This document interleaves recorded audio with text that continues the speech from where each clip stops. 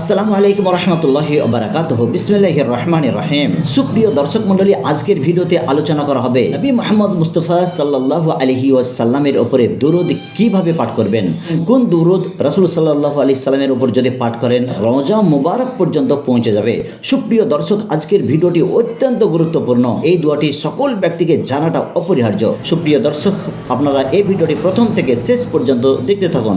চলুন আমরা আলোচনা করি দরুদ শরীফ সম্পর্কে। আজকের ভিডিওতে আলোচনা হবে নবী করিম সাল্লাল্লাহু আলাইহি ওয়াসাল্লামের ওপর দরুদ।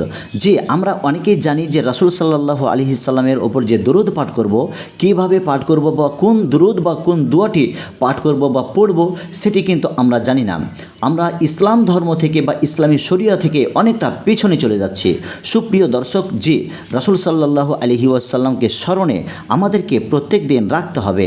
যখনই আমরা নামাজ পড়ব, কিংবা অনেক ব্যক্তি রয়েছে যারা নামাজ পড়ে না, কিন্তু এইসব দোয়া থেকে অনেক দূরে থাকে।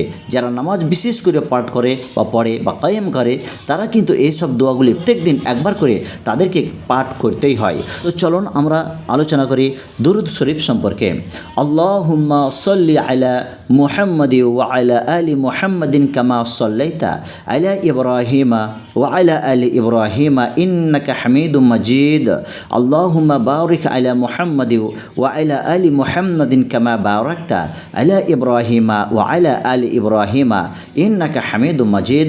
সুপ্রিয় দর্শক মণ্ডলী, এখানে আরবি উচ্চারণ এবং এখানে বাংলা উচ্চারণ দেওয়া রয়েছে। আপনি চাইলে এই দোয়াটি স্ক্রিনশট করে আপনারা রাখতে পারেন।